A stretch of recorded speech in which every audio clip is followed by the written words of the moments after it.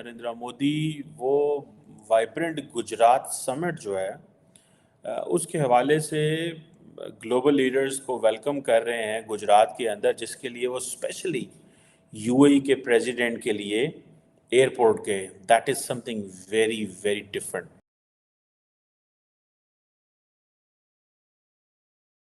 UAE और वहाँ के क्राउन प्रिंस आए हैं और उनको लेने डॉक्टर जयशंकर गए और ये सब हमने क्या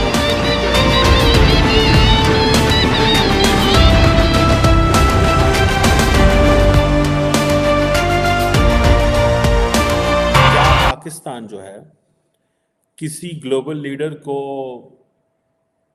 लाहौर, कराची, क्वेटा वेलकम करता है? इस विजिट के 3 पैराडाइम हैं। 3 अगर पैराडाइम कह लें या 3 लेयर्स हैं या 3 कंपोनेंट्स हैं जिसमें इस विजिट को देखना है।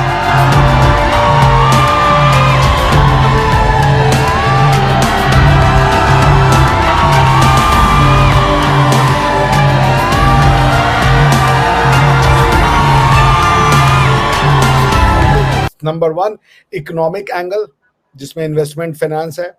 नंबर 2 एक इंडिया की कल्चरल ट्रेडिशनल हेरिटेज का एंगल, और तीसरा कि जो अरब कंट्रीज हैं या जिनको आप अपनी भाषा में खलीजी ममालिक कहती हैं, उनके बीच में एक आमूल चूल परिवर्तन का उन्होंने निर्णय ले लिया। दोस्तों, एसपी न्यूज़ 91 में आपका स्वागत है। दोस्तों मैं आपको बता दूं कि आप सभी को पता ही है कि जो गुजरात समिट हो रहा है उसमें जो स्पेशल गेस्ट के तौर पर यूएई के प्रेसिडेंट यानी कि राष्ट्रपति जी मोहम्मद बिन MBZ जो कि आए हुए हैं शेख, और उनका खुद नरेंद्र मोदी ने हैदराबाद एयरपोर्ट पर खुद गए, वहाँ पर स्वागत किया, उनके गले लगे और मतलब उनको वहाँ से उनका 10 मिनट का रोड शो चला, जिसमें कि आपने क्लिप्स के अंदर देख भी लिया होगा किस तरीके से भीड़ जुटी हुई है उनका स्वागत के लिए।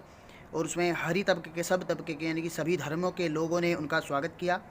और साथ ही ये वीडियो इतना ज़्यादा वायरल हो रहा है कि आप समझ सकते हैं कि ये जो मतलब अब पाकिस्तानी मीडिया है, ये तरह तरह की बातें, तरह तरह की चर्चाएँ जो हैं अपने सोशल मीडिया पर कर रहा है, अपनी मीडिया पर कर रहा है। यानी कि पाकिस्तानी मीडिया में पूरी तरीके से एक हड़कंप मचा हुआ है इसको लेकर। तो दोस्तों, अब पाकिस्तानी मीडिया इस बारे में क्या कहता है सब कुछ जानेंगे इस वीडियो में। तो आइए दोस्तों वीडियो को स्टार्ट करते हैं। तो हम रिवर्स में चलते हैं। पहला कि अरब कंट्रीज में ये आमूल चूल परिवर्तन क्या है, ठीक है। नंबर 1, जब भारत में आर्टिकल 370 को हटाया गया, article 370 Vestige of division of India था जम्मू एंड कश्मीर में, जो 2 नेशन थ्योरी के मानने वाले लोग थे, जो कहते थे कि भारत का मुसलमान और हिंदुस्तान का मुसलमान 2 अलग अलग कौम है, ये एक साथ नहीं रह सकते, दंगा करेंगे, क्योंकि इन दोनों की सोच अलग है। और इसको न मानने वाले ये कहते थे कि भारत का मुसलमान और हिंदू 2 अलग अलग कौम नहीं है, एक ही माँ की 2 संतानें हैं, इनके कल्चर अलग नहीं हो सकते, इनकी पूजा पद्धति भले अलग हो सकती है। तो जब 370 को हटाया गया तो अरब ममालिक के पास या अरब कंट्रीज के पास ऑप्शन था कि वो इंडिया के अगेंस्ट में खड़े हो जाते कि भाई ये तो एक इस्लामिक बहुल इलाका है इंडिया का और आप ये कर रहे हैं, हम आपके साथ नहीं है, हम तो पाकिस्तान के साथ है। उन्होंने उल्टा किया, उन्होंने वहां पे MR को भेजा और कहा जाके मॉल खोलो वहां पे। कश्मीर के में इस्लामिक आतंकवाद ने या रेडिकलिज्म ने, इस्लामिक जिहाद ने वहां पे डेवलपमेंट का सारा रास्ता बंद कर दिया था। वो वहां पे फिल्म बंद कर दिए गए थे, सिनेमा हॉल बंद कर दिए गए थे, टूरिज्म बंद कर दिया गया था, मंदिरों में दर्शन करना बंद कर दिया गया था, सारी घटनाएं बंद कर दी गई थी। इवन NIT में एक बार इंडिया पाकिस्तान का मैच हो रहा था, बच्चे इंडिया की विक्ट्री को सेलिब्रेट करना चाहते थे तो वहां के लोकल गुंडों ने आके मारा था। ये हालत थी इस्लामिक एक्सट्रीमिज्म की। लेकिन यूएई के क्राउन प्रिंस आए और उन्होंने भारत के मोदी जी को फोन किया और भारत ने of course behind the scenes, और उन्होंने डिसाइड किया नहीं, अरब अब एक ह्यूमैनिटेरियन या ह्यूमैनिटी की तरफ जाएगा। वो इस्लामिक ममालिक से के अलावा वो एक इंसानी ममालिक भी बनेगा। धीरे धीरे वर्ल्ड यूनिवर्सैलिटी की तरफ जा रहा है। यूनिवर्सैलिटी का मतलब है human values which are common and which is common to entire humanity. हम सब के एक ह्यूमन वैल्यूज हैं, जिसमें freedom of religion, preservation of cultural heritage, tradition, rituals, ये जिसका मुख्य कोर है। आर्टिकल 370 पे अरब ने, जो कि इस्लाम का बर्थ प्लेस है, उसने इंडिया का साथ दिया। नंबर 2, अभी ये जब आ रहे हैं, प्रिंस अल नह्यान, मैं उनका बहुत सम्मान करता हूं, बड़े विजनरी आदमी है। ये तब आ रहे हैं जब 22 जनवरी को राम मंदिर का उद्घाटन होना है। आरजू जी, इसकी आप सिग्निफिकेंस समझिए। ये ऐसा वैसा चीज नहीं है। अगर वो चाहते तो मना कर देते कि भाई ये तो हमारे साथ बड़ा जोर जबरदस्ती हुआ है, हमारी मस्जिद को तुमने तोड़ करके और मंदिर बनाई है, और इस्लाम में एक बार मस्जिद हो गई तो मस्जिद हो गई। पर वो जान रहे हैं कि हकीकत क्या है। तो उन्होंने मोदी जी के, आप सोचिए मोदी जी का हाथ कितना मजबूत कर दिया उन्होंने आकर के। और ये रोड शो निकालना, आ भी जाते तो एक अलग है, रोड शो निकाल देना, क्योंकि आज की डेट में मोदी को लोग कहते हैं ये कट्टरवादी हिंदुत्व का फेस है। ये बहुत बड़ी चीज की है, जो इसीलिए मैं कहता हूं पाकिस्तान का मुसलमान भले हिंदुओं से नफरत करता हो, मगर अरब के मुसलमान हिंदुओं से नफरत नहीं करते। और प्रिंस अल नह्यान और प्राइम मिनिस्टर मोदी की दोस्ती, ये इस बात का सबसे बड़ा प्रमाण है। और जो लोग ये कहते हैं कि मोदी का यार है वो गद्दार है, वो गद्दार है, वो ये बताएं कि क्या प्रिंस अल नह्यान इस्लामिक वर्ल्ड के गद्दार है, या प्रिंस अल नह्यान अपने देश के गद्दार है? क्योंकि वो तो ताल ठोक के कह रहे हैं हम तो मोदी के यार हैं।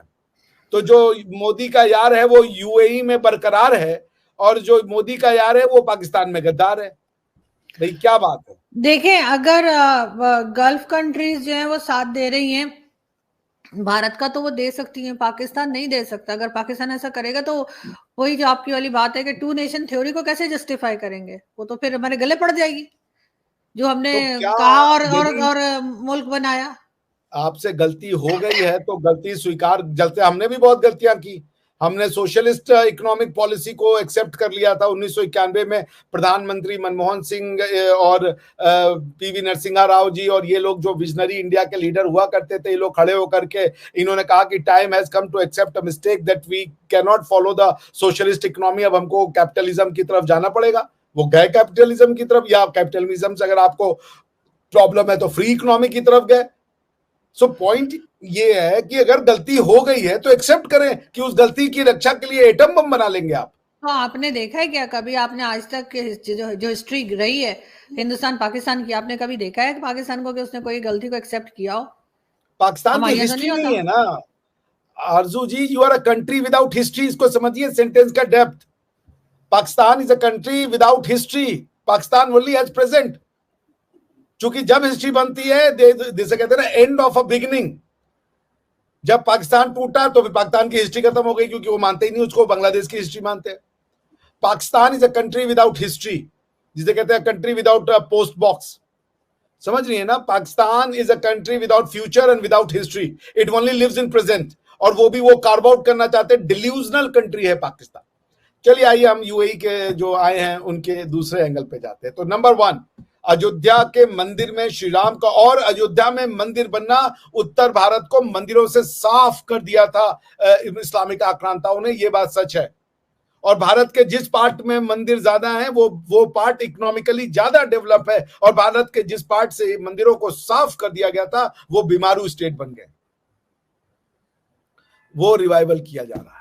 मंदिर बनाया जा रहा है तो 6 लेन का रोड बनाया जा रहा है। मंदिर बनाया जा रहा है तो दुनिया की सबसे उन्नत एयरपोर्ट बनाई जा रही है। मंदिर बनाया जा रहा है तो वहां पे हॉस्पिटल और मेडिकल कॉलेज भी बनाया जा रहा है। मंदिर बनाया जा रहा है तो बस स्टेशन भी बनाया जा रहा है। मंदिर बनाया जा रहा है तो देश में इंफ्रास्ट्रक्चर का काम भी हो रहा है। गरीबों को रोजगार भी मिल रहा है। गरीबों को जो स्कीम्स का लाभ होता है, उज्ज्वला योजना, घर घर जल योजना, जो भी बहुत तरह के प्रधानमंत्री आवास योजना, उसका लाभ मिल रहा है।